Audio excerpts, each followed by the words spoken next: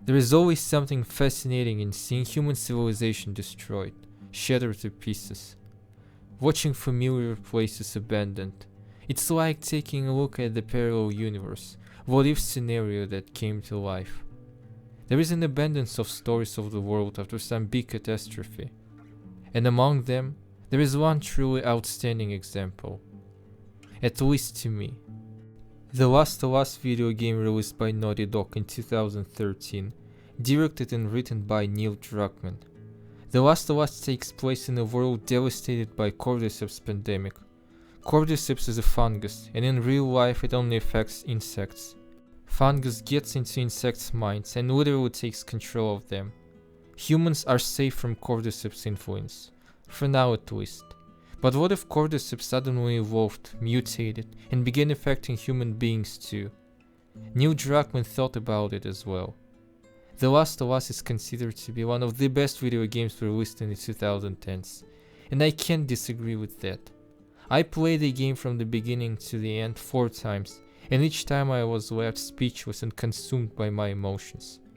The Last of Us is an incredible journey, an immersive adventure that doesn't let you go long after you finish the game.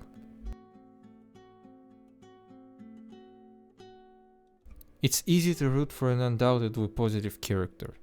When we know that our protagonist always does the right thing.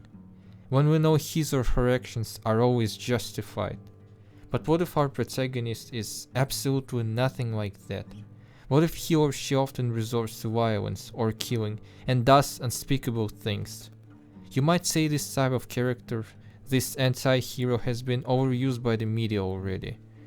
We are in a postmodernist era when the old tropes are being reconsidered, repurposed, and the shades of colors have way more hues. In many stories there isn't really good and bad anymore, because such things are relative.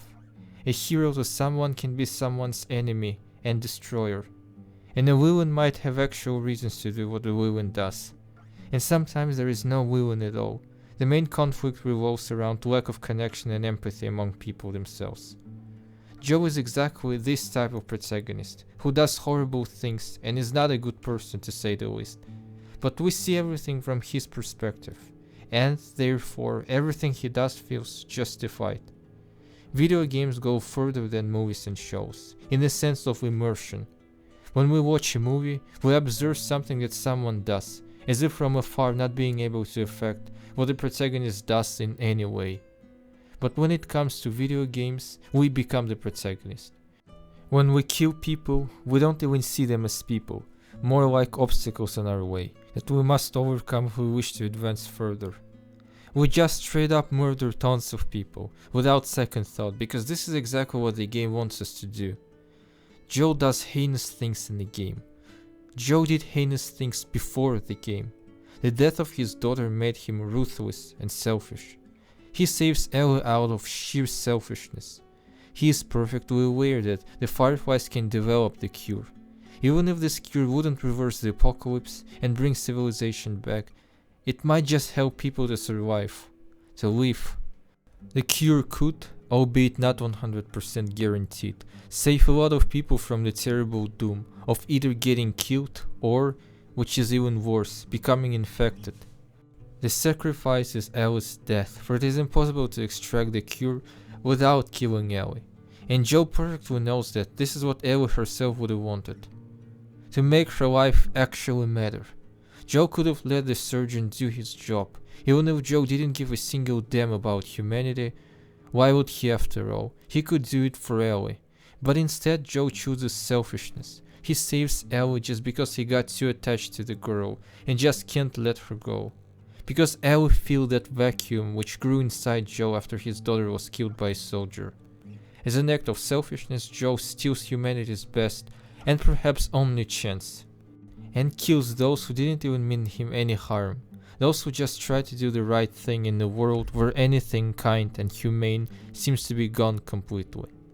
Marlene and other Fireflies risk their lives trying to make an actual change, and then Joel just kills everyone including the surgeon who was performing the surgery, the only one who knew how to produce a vaccine out of Cordyceps in Ellie's brain. Moreover, Joel doesn't tell Ellie the truth about what actually happened. He tells her that there are dozens of immune people and fireflies gave up trying to find a cure.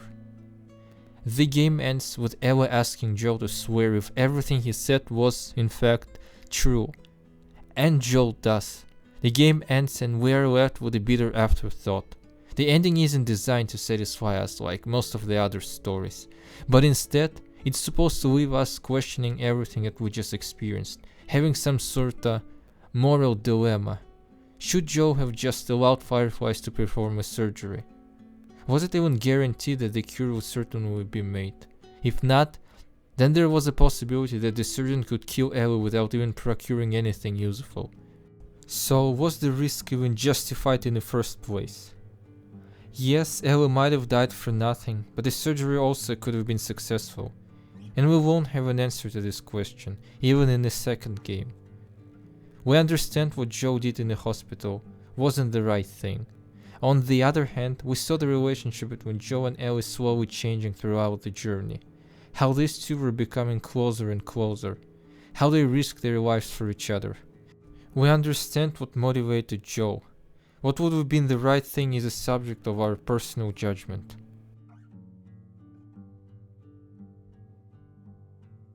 The way we get familiarized with the world is indirect. There are no flashbacks in this game except for one at the very end, when Joe remembers what he did to Marlene at the Salt Lake City hospital.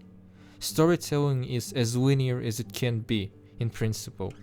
The first half an hour is the beginning of the pandemic, then 20 years pass, and after that, the story goes uninterrupted until almost the end. And nobody speaks about what happened in these 20 years that elapsed. We only vaguely hear that quarantine zones are run by the military called Fedra, and that fireflies are some sort of rebel group that is considered terrorist by Fedra. We learn how people try to survive after the pandemic broke out through different notes and voice records that we find along the journey.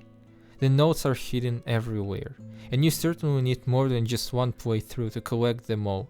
This is what makes playing the game over and over again so exciting, because the player is very likely to find some new piece of information on the next playthrough. So each time you play, you add a piece to the puzzle of this game's world. Some very interesting stories can be told through notes, stories of characters that don't even appear in the game. It's possible to go through the game without reading any notes, of course, but then it will just take something very important away from the story, some very important element that makes this game complete.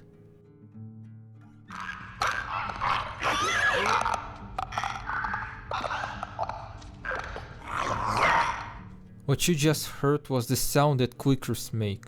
The work with different sound effects makes this game even more immersive. We hear the infected even before we see them.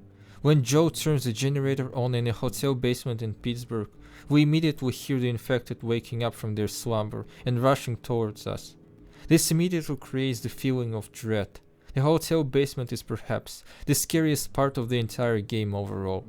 When enemies spot Joe, we hear a very disturbing ambient sound that makes us feel anxious, just like the character would feel.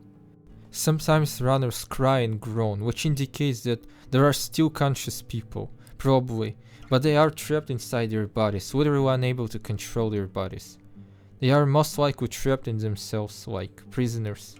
They can hear and see, maybe they can even taste, but they aren't able to move. They are practically paralyzed until the very moment they die.